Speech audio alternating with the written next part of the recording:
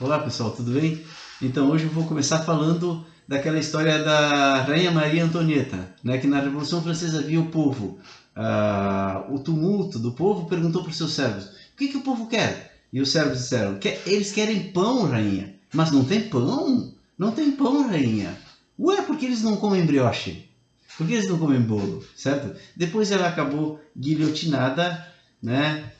Contra a minha vontade, porque se eu estivesse vivo eu seria contra, porque eu sou contra a violência. Ok, mas ela foi guilhotinada, né? Mas não é sobre isso que eu quero falar. Na verdade, eu vou falar sobre uma coisa semelhante, que no Brasil as pessoas hoje só falam do combustível, porque o motivo de ter crescido o combustível, porque estão pagando muito para os acionistas da Petrobras, muitos dividendos milionários para os acionistas da Petrobras, né? E aí eu digo assim, ué, se a gasolina tá tão cara assim, por que as pessoas não abastecem com álcool, né? Sabe por quê, pessoal? Porque o álcool está muito caro. E, aliás, deixa eu explicar para vocês. O feijão está caro, o arroz está caro, o gás está caro, a energia elétrica está cara, a carne de gado está cara, a carne de frango está cara, tudo está caro, tudo está caro. Então não é só a gasolina que está cara. E por que as pessoas falam da gasolina e da Petrobras? Por quê? Porque no Brasil tem gente que gosta de achar culpados, que naturalmente nunca são eles. Então antes era o rentismo, os juros muito altos, né? Era o problema. Até que baixaram a Selic. O que aconteceu? Diziam o seguinte, que o Brasil pagava muitos juros. E eu dizia, não paga, porque juro a gente rola, ninguém paga. Não se usa recursos de impostos para pagar o juro da dívida pública, né?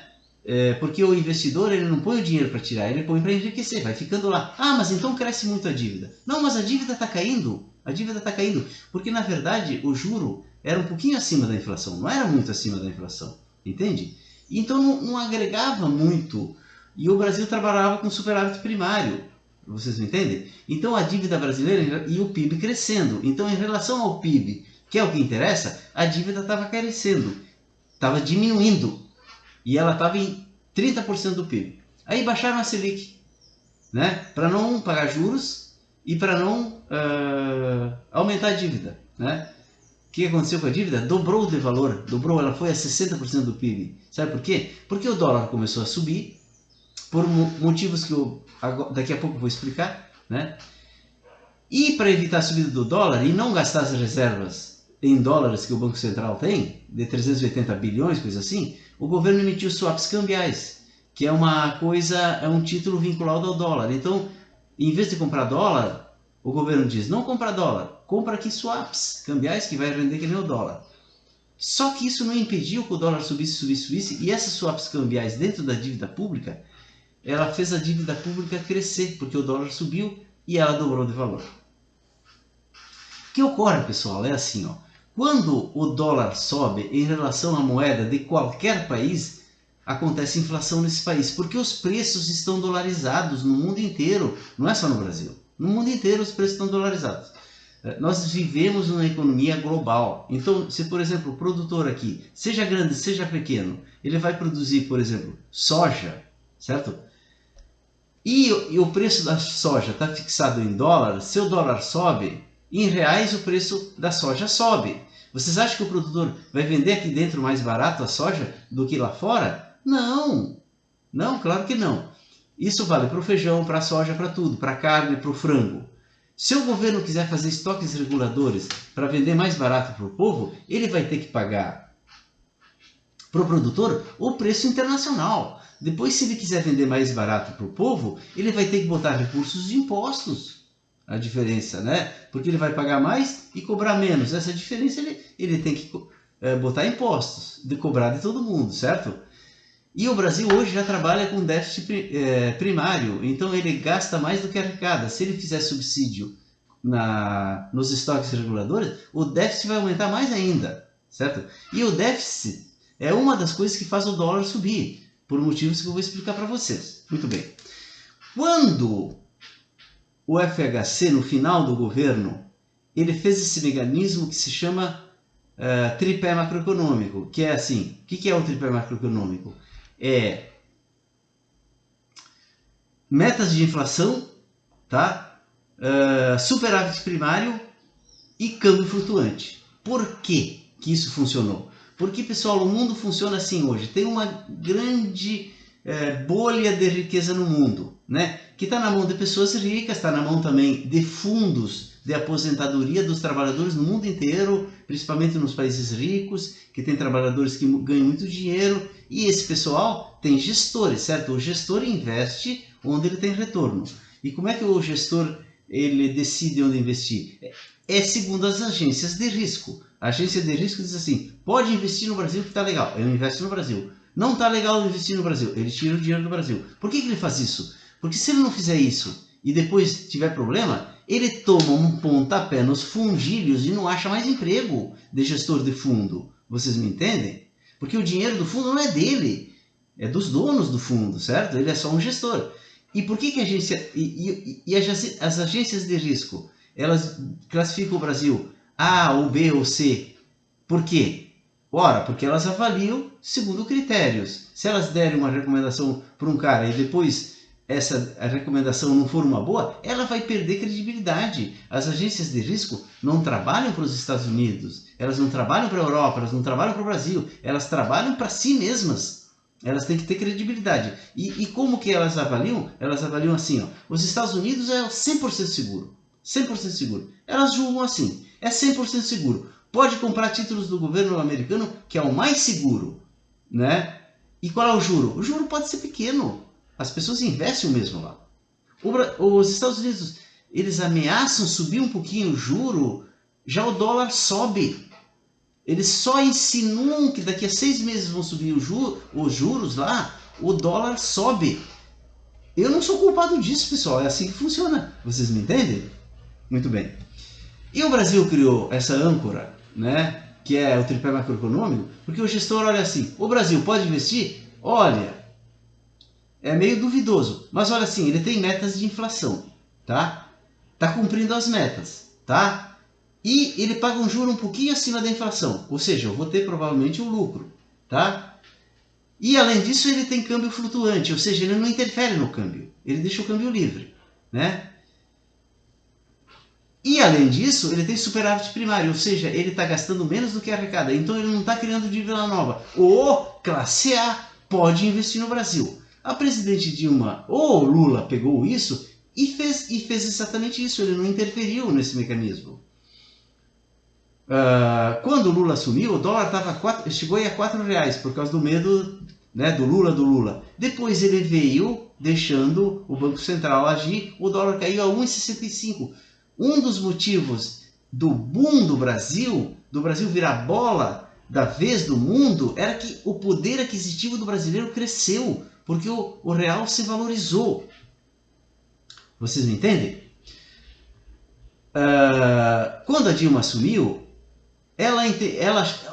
deixa eu dizer como operava durante o governo Lula o Banco Central. Se o dólar ameaçasse subir no exterior, por alguma crise qualquer, como a própria crise que teve, a dos Estados Unidos não, fez o dólar cair, mas a crise na zona do euro, ou a crise na China, ou a crise em outros lugares, né? O Banco Central aumentava a Selic, né? E o investidor vinha para cá, porque ele estava ganhando, o juro real dele aumentava, ele ficava aqui, certo? E o Brasil estava ganhando confiabilidade. Quando a presidente Dilma assumiu, o Brasil estava no padrão de investimento máximo, né? E aí o governo achou que não era importante o tripé macroeconômico, né? Na verdade, ela entrou muito naquela visão da Fiesp de que era bom que o dólar se valorizasse para a indústria conseguir competitividade, o que eu nunca concordei, tá? Eu nunca concordei, mas enfim. O que interessa é que ela abandonou. Então, logo que ela assumiu, o dólar estava subindo. Por que ele estava subindo? Primeiro porque ela assumiu já dizendo que ia mexer nisso. Então, o investidor internacional, que eu quero deixar claro aqui, pessoal, o seguinte, o investidor internacional não é só gente de fora do Brasil, tá? Investidor internacional é todo aquele que tem o mundo inteiro para investir. Isso inclui um monte de brasileiros. Porque hoje, tu pega aqui o celular, aqui, ó, tu pega e tira o dinheiro do Brasil que tu tem e bota nos Estados Unidos. Aqui tu não leva um minuto para fazer isso. Tu pode investir na China, tu pode investir na Europa, tu pode investir em qualquer lugar do mundo e tu tira do Brasil. Quando o investidor internacional brasileiro faz isso, o que ele faz? Ele faz o real cair, porque ele vai comprar dólares para fazer essa transação. Ele não, mas alguém vai ter que comprar dólares, certo? E vender reais para fazer essa transação. Então, investidor internacional não é só gente de fora, certo? O que acontece? Então, o investidor internacional estava em dúvida em relação a Dilma, certo? E alguns já estavam tirando.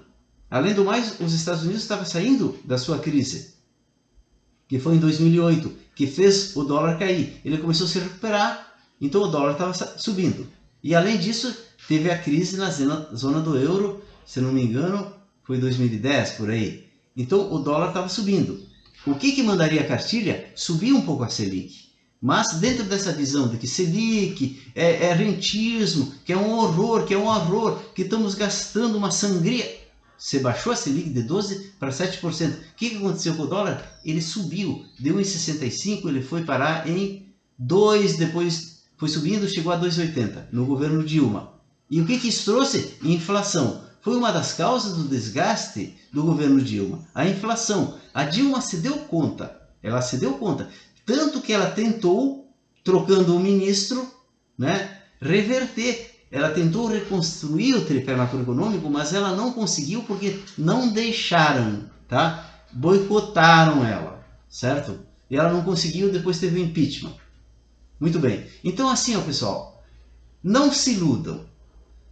Eu gostaria muito que o Lula ganhasse e só a presença do Lula fosse maravilhosa o suficiente para fazer os preços da carne cair, os preços do feijão cair, os preços do combustível cair, o preço da energia elétrica cair. Mas eu vou dizer para vocês, os preços só vão cair e o poder aquisitivo do brasileiro só vai subir se o dólar cair. Para o dólar cair não basta o Lula ganhar a eleição. Eu gostaria, se isso acontecer, se o Lula ganhar a eleição e o dólar cair e os preços caírem, eu vou ser o primeiro que vai chegar aqui e vai dizer: errei, pessoal, não precisava nada do que eu falei.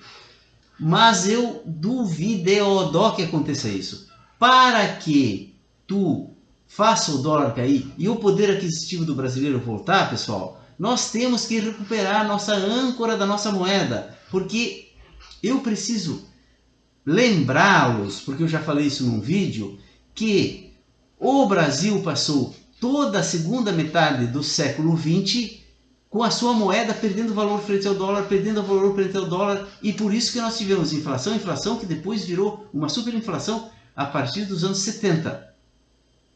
Por que isso aconteceu? É interessante a gente entender isso.